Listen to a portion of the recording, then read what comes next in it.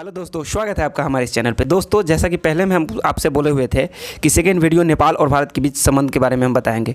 तो चलिए आज इस वीडियो में भारत और नेपाल के बीच में A to Z संबंध के बारे में जानेंगे और साथ ही जानेंगे कि अगर नेपाल इंडिया के फेवर में है तो उसे कितना फ़ायदा या नुकसान होगा, और चाइना के फेवर में रहेंगे तो कितना फ़ायदा और नुकसान होगा। तो चलिए बिना किसी देरी के वीडियो को स्टार्ट करते हैं।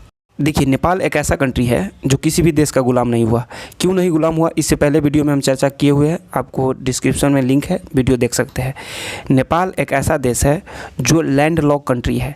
लैंड लॉक कंट्री उसे कहा जाता है जो चारों तरफ से स्थल भाग से घिरा हुआ है, उसे लैंड लॉक कंट्री कहा जाता है। यानी कि उसके सीमा से एक भी समुद्र टच नहीं होता है, उसे ही लैंड लॉक कंट्री कहा जाता है। और लैंड लॉक कंट्री होने के साथ साथ नेपाल एक बफर कंट्री है। बफर कंट्री उसे कहा जाता है कि जो दो देशों से घिर के, जो दो देशों के बीच में घिरा हुआ देश हो। जैसे इस साइड से इंडिया है और उस साइड से चाइना है। चाइना और इंडिया के बीच में नेपाल घिरा हुआ है, अतः इसे बफर कंट्री कहा जाता है। कि नेपाल कहता है कि आप हमें लैंड लॉक कंट्री और बफर कंट्री ना कह के आप हमको लैंड लिंक कंट्री कहिए, क्योंकि हम इंडिया और चाइना के बीच में नेपाल से होते हुए एक लिंक क्रिएट कर सकते हैं जहां से आने जाने का रास्ता हो सकता है। अतः आप हमें लैंड लिंक कंट्री कहिए। नेपाल हमेशा से सुर्खियों में रहा देश है, क्योंकि विश्व की सबसे ऊंची चोटी माउंट एवरेस्ट यह नेपाल में ही पाया जाता है, जिसकी ऊंचाई 8,848.5। यह दिन पर दिन बढ़ते जाता है। क्यों बढ़ते जाता है, ये भी वीडियो हम भूकंप के ऊपर बताया है, उसमें बता दिया है कि क्यों बढ़ता है। नेपाल एकमात्र ऐसा देश था 2008 से पहले जो हिंदू राष्ट्र देश था, लेकिन 2008 के बाद यह धर्मनिरपेक्ष देश बन गया, यानी कि डेमोक्रेटिक रिपब्लिक। इंडिया के 5 स्टेट यानी 5 राज्य नेपाल से टच करता है, और 5 राज्य में आप 5 राज्य से किसी भी रास्ता से आप नेपाल में जा सकते हैं और इंडिया में आ सकते हैं।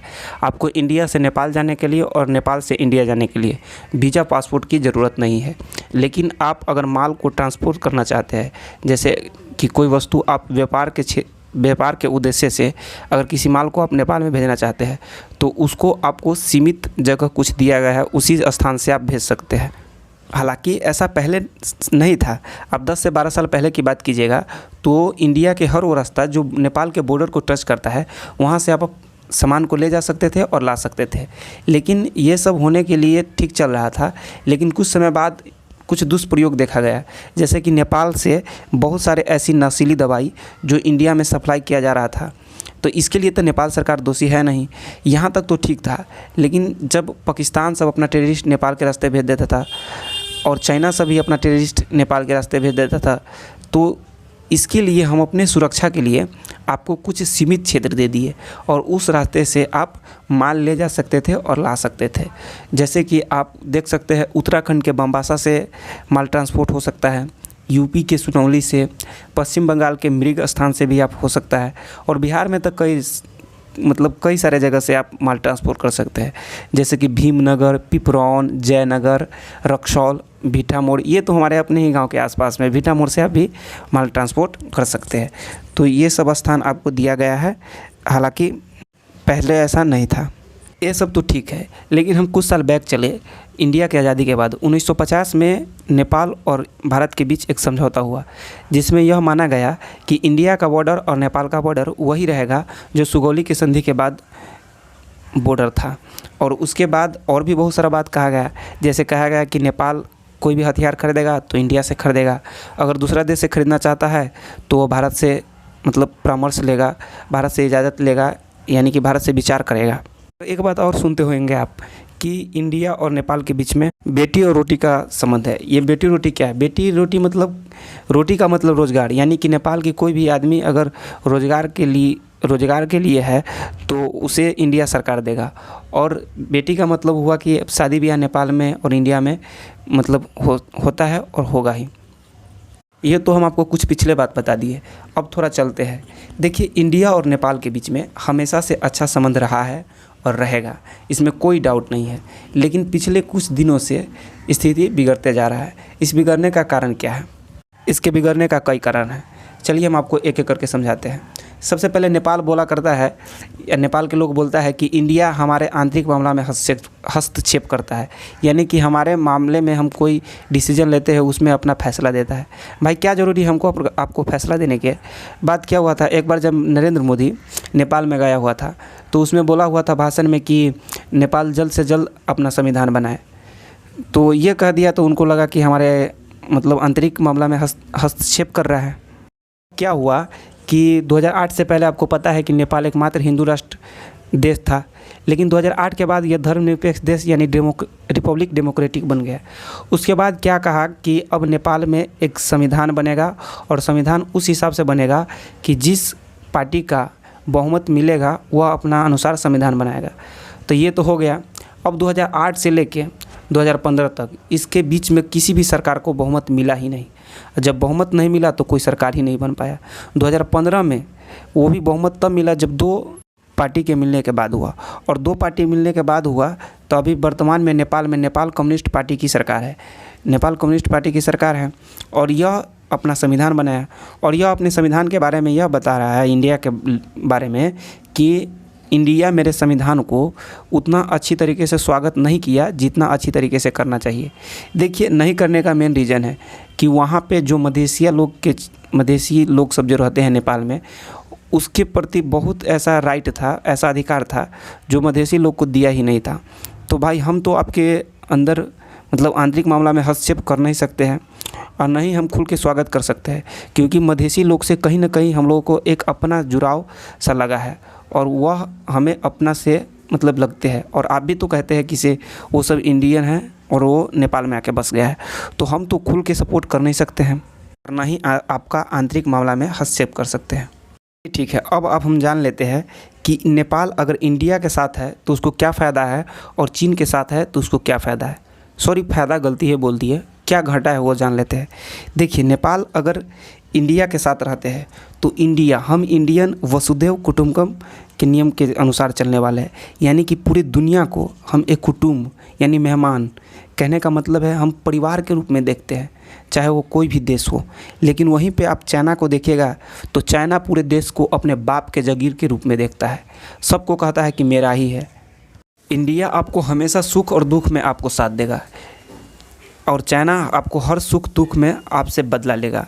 इसका एग्जांपल एक बहुत ही अच्छा है। हाल फिलहाल में ही कोरोना में इंडिया से हाइड्रोक्सी क्लोरोक्विन और पैरासीटामोल का टेबलेट 2 लाख टेबलेट हम लोग फ्री में भेजे हुए थे। और चाइना ने जब वैक्सीन को देने का मांग आया, हमारे इंडिया में वैक्सीन की जब कमी आई तो हम तो नेपाल को दे नहीं पाएंगे क्योंकि हमारे इंडिया में खुद कमी था। तो नेपाल चाइना से गया सीनो वैक्सीन लाने, तो जितना चाइना ने रेट फिक्स किया था उससे 4 से 5 गुना बढ़ा के दिया नेपाल को। तो इसके हाल ही फिलहाल के एग्जांपल इसे आप समझ सकते हैं। देखिए, नेपाल से मैं एक बात कहना चाहते हैं कि अगर आप कोई सामान को नेपाल से भेजना या नेपाल में लाना चाहते हैं तो आपको इंडिया के अलावा दूसरा कोई रास्ता ही नहीं है। हमने आपको कोलकाता बंदरगाह फ्री दिए है, यहाँ से आप सामान लाइए ले जाइए। अगर इंडिया के बॉर्डर पूरा बंद हो जाएगा ना तो बहुत ही दिक्कत का सामना करना पड़ेगा। इसका एग्जाम्पल एक है, 2015 में जब संविधान बना हुआ था तो मधेसिया लोगों ने वहाँ पे एक आंदोलन शुरू किया हुआ था, तो पूरे बॉर्डर को जाम कर दिया था और आपके वहाँ नेपाल में खाने तक की लाले पड़ गई थी। वहाँ पे पेट्रोल की इतना किल्लत था, लोग इंडिया से आ के पेट्रोल ले जाता था तब चढ़ता था वहाँ पे। और ये तो कुछ नहीं था, आप कहीं बाहर से सामान आते थे तो उसको बोलते थे कि अपना पेट्रोल खुद लेके आइए, क्योंकि नेपाल में जहाज़ को जाने के लिए मेरे पास तेल भी नहीं है। तो समझिए आपको इतना किल्लत हो गया था। आपको क्या लगता है कि आप चाइना से कुछ प्रोडक्ट ला सकते हैं? कैसे आनाइएगा? उधर पूरे पहाड़ ही पहाड़ है और पहाड़ से आना इतना आसान नहीं होता है, और इतना आसान नहीं है। आपको लगता है कि चाइना रोड बना देगा, इतना आसान है क्या? पहाड़ को काटना इतना आसान है? आपको लगता है कि मशीन से जल्दी काट देगा? मशीन वहाँ पे काम कर ही नहीं सकता है। जहाँ पे ठीक से आदमी नहीं जा सकता है वहाँ पे आप मशीन को कैसे ले जाइएगा?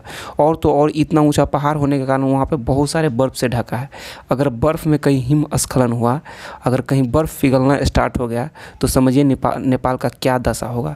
पूरे नेपाल तहस नहस हो जाएगा। तो प्लीज़, हम नेपाल की सरकार को तो कुछ नहीं कह सकते हैं, लेकिन नेपाल के जनता को कुछ हम कह सकते हैं। प्लीज़ आप अपने सरकार के बहकावे में मत आए। चीन की दोगलापन की इतनी हद है कि आप जितना सोचेगा उतना कम है। ये हाल ही की एक घटना है चीन की अलीबाबा कंपनी का एक फाउंडर है जैक मा ने सिर्फ इतना एक व्याख्यान में जवाब दिया था कि चीन की सरकार को कुछ सुधार करने की ज़रूरत है। अब चीन की सरकार उसे रातों रात समझिए कहाँ गायब कर दिया, कोई पता ही नहीं चला। जबकि आप बताइए चीन की टैक्स जो मिलता है उसमें बहुत बड़ा योगदान जैक मा का था, अलीबाबा के फाउंडर थे।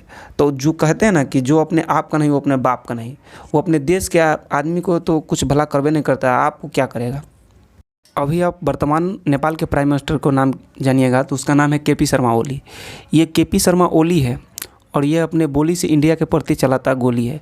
ये ऐसा आदमी है कि चीन के समझिए पट्टा पहनने के लिए तैयार है, कहता लाइए ना अपना पट्टा हम अपना गर्दन में लगा लेते हैं। यार ऐसा इंडिया के प्रति इतना उल्टा व्याख्यान देता है ना जिसका कोई रीज़न ही नहीं है।